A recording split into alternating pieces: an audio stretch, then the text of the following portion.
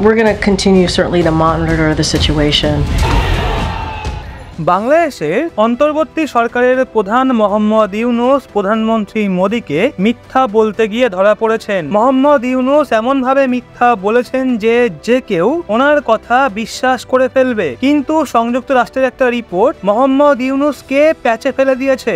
যেই রিপোর্টটা প্রমাণ করে দিয়েছে মোহাম্মদ ইউনূস প্রধানমন্ত্রী মোদীকে ধোঁকা দিচ্ছিলেন। আসলে বাংলাদেশে ক্ষমতা পরিবর্তনের পর হিন্দুদের ওপর হওয়া হামলার মাঝে প্রধানমন্ত্রী নরেন্দ্র মোদী এবং মোহাম্মদ ইউনূসের মধ্যে আলোচনা হয়েছিল। প্রধানমন্ত্রী মোদী বাংলাদেশে হিন্দুদের সিচুয়েশন নিয়ে ভীষণই চিন্তিত ছিলেন।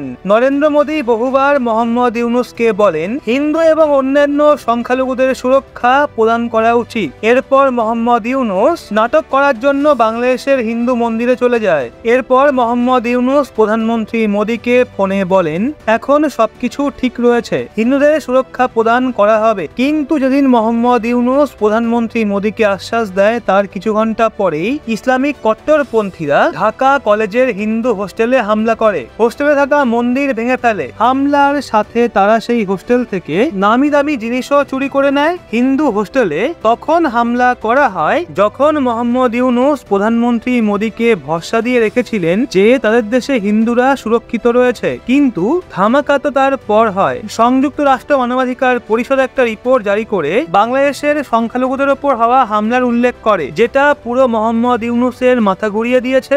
এই রিপোর্টে বাংলাদেশের 27টা জেলায় এমন হামলা এবং লুটপাটের উল্লেখ করা হয়েছে যেখানে হিন্দু মন্দিরের ক্ষতি করার কথা বলা হয়েছে। ওই রিপোর্টে বাংলাদেশের হিন্দু মন্দিরেও আগুন লাগিয়ে দেওয়ার উল্লেখ রয়েছে। এই রিপোর্টটা পুরো চোখে আঙুল তুলে দেখিয়ে দিয়েছে যে মোহাম্মদ ইউনূস প্রধানমন্ত্রী মোদীকে ফোনে মিথ্যার পর মিথ্যা বলছিলেন। বাংলাদেশের হিন্দুদের অবস্থা খুবই খারাপ। ওখানে বাংলাদেশের হিন্দুদের বেছে বেছে টার্গেট করা হচ্ছে। খবর এটাও রয়েছে সরকারি প্রতিষ্ঠান এবং স্কুল কলেজে যে সমস্ত হিন্দুরা কর্মরত রয়েছে তাদেরকে জোর করে পদত্যাগ করতে বলা হচ্ছে। বাংলাদেশে হিন্দুদের উপর হওয়া হামলা যেন থামার নামই নিচ্ছে না। এখনো হিন্দুর ঘর জ্বালানো হচ্ছে, মন্দির ভাঙচুর করা হচ্ছে। ওই কট্টরপন্থী ইসলামিক সংগঠন হিন্দুদের বিরুদ্ধে এখনো হিংসার আগুনে জ্বলছে। বাংলাদেশে ঠাকুরগ্রামের দেবীগঞ্জে হামলা চালায় কট্টরপন্থী সংগঠন, জ্বালিয়ে দেয় হিন্দুদের ঘরবাড়ি। হিন্দু সম্প্রদায়ের মানুষরা সব ভয় পেয়ে আছে। অন্তত প্রায় 50-এর বেশি জেলায় হিন্দুদের বাস।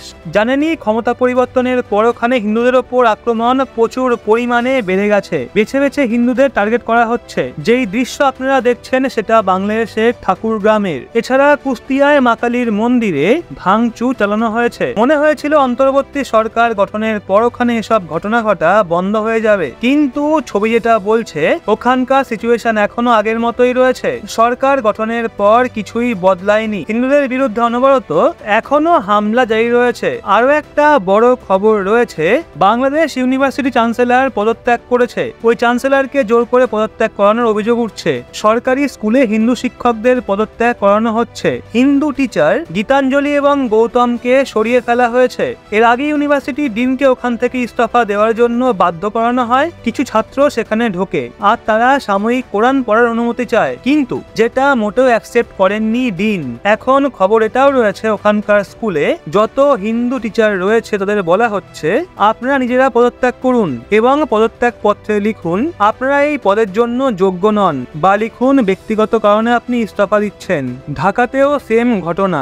ওখানে হিন্দুদের চাকরি ছাড়ার জন্য বাধ্য করা হচ্ছে। প্রফেসর সোনালী রানীর থেকে কট্টরপন্থীরা জোর করে পদত্যাগ পত্র লিখিয়ে নিয়েছে। বাংলাদেশের হিন্দু টিচার বা প্রফেসর সবাইকে বলা হচ্ছে আপনাদের পদত্যাগ করতে হবে। বাংলাদেশের মেডিকেল স্টুডেন্টরা তৎপর হয়ে উঠেছে। বাংলাদেশের অনেক ইউনিভার্সিটি স্টুডেন্ট হাজারো সংখ্যায় ঢাকা ইউনিভার্সিটির এই ক্যাম্পাসে আন্দোলন করছে, যেখান থেকে বাংলাদেশের আন্দোলনকারীরা শুরু করেছিল।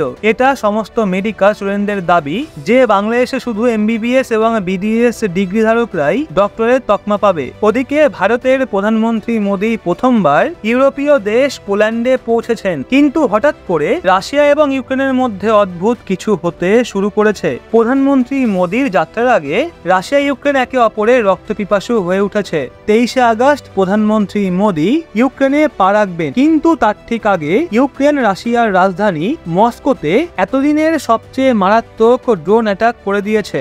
যদিও রাশিয়া বলেছে তারা ইউক্রেনের এই হামলাকে ব্যর্থ করে দিয়েছে। রাশিয়া দাবি করেছে তারা মস্কোতে ইউক্রেনের 45টা ড্রোনকে ধ্বংস করেছে। রাশিয়া এটাও বলেছে ইউক্রেনের এই হামলায় তাদের সেরকম ক্ষয়ক্ষতি হয়নি, কিন্তু এই কথাটা তো সত্যি। ইউক্রেন মস্কোতে ঢুকে হামলা করেছে। তো এক্ষেত্রে আপনাদের কি মনে হয়? আচ্ছা, আপনাদের কি মনে আছে কিছু দিন আগে ইউক্রেন রাশিয়ার কুর্স্কে একটা বড় এলাকা দখল করে নিয়েছিল?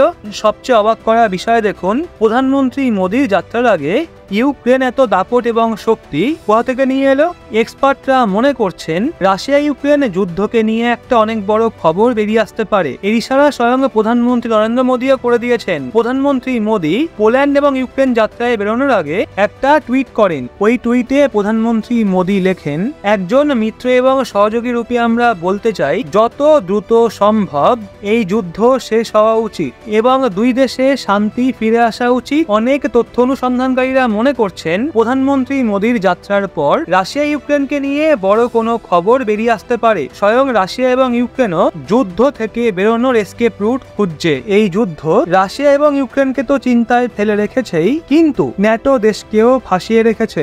এক্ষেত্রে ভারতীয় নিউট্রাল দেশ যে রাশিয়া এবং ইউক্রেনের মাঝে মধ্যস্থতা করাতে পারে। প্রধানমন্ত্রী মোদী কিন্তু পুতিনের সঙ্গে একটা প্রাইভেট সিক্রেট মিটিং করেছিলেন এবং তারপরই মোদী ইউক্রেন যাচ্ছেন। কিন্তু আপনাদের মনে প্রশ্ন আসতে পারে, যখন শান্তির কথাই উঠছে তাহলে ইউক্রেন রাশিয়ার ওপর মাথা খারাপ হামলা কেন করছে? তো এর জবাবও শান্তি বার্তায় লুকিয়ে আছে। আসলে ইউক্রেন বার্গেনিং এর আগে নিজের পজিশনকে মজবুত করতে চায়। ইউক্রেন দেখাতে চায় তারা কমজোর নয় এবং তারা রাশিয়ার এলাকা দখল করতে পারে, মস্কোয় ঢুকে হামলাও করতে পারে। সেক্ষেত্রে যুদ্ধ থামাতে হলে তাদের শর্ত মানতে হবে। ইউক্রেন বলতে পারে তারা রাশিয়ান এলাকা খালি করে দেবে, কিন্তু রাশিয়াকেও তার কিছু এলাকা ছাড়তে হবে। তো এটাই সেই রাস্তা যা বিগত 2 বছর ধরে চলে আসা যুদ্ধের পর ইউক্রেন এবং পশ্চিমী দেশগুলোর সম্মান বাঁচাবে। যদি ইউক্রেন নিজের ক্ষমতা না দেখাতো এবং চুপচাপ পিছু হটে যেত, তাহলে সেটা ইউক্রেনের সঙ্গে সঙ্গে ন্যাটোর হারও হতো। সেই জন্য ইউক্রেন সম্মানের সঙ্গে নিজের পা পিছিয়ে দিতে চায়। হতেই পারে প্রধানমন্ত্রী মোদীর যাত্রার আগে ইউক্রেন তার অবস্থানকে মজবুত করছে। এক্ষেত্রে পশ্চিমী দেশ ইউক্রেনকে সম্পূর্ণ সহযোগিতা করছে। অবশ্যই সম্ভাবনাও থাকতে পারে যা কিছু এতক্ষণ বললাম ইউক্রেন তার উল্টোটাও করতে পারে, কিন্তু ইউক্রেন যদি সেই ভুল করে তাহলে সেটা তার অন্তিম ভুল হয়ে দাঁড়াবে। এই বিষয়ে আপনাদের কি মতামত নিচে কমেন্টে অবশ্যই জানান। আর ভিডিওটা ভালো লাগলে অবশ্যই লাইক এবং চ্যানেলটা সাবস্ক্রাইব করে আমাদের সঙ্গে থাকবেন। আর হ্যাঁ, পারলে ভিডিওটা আপনার বন্ধু বান্ধবদেরকেও শেয়ার করবেন।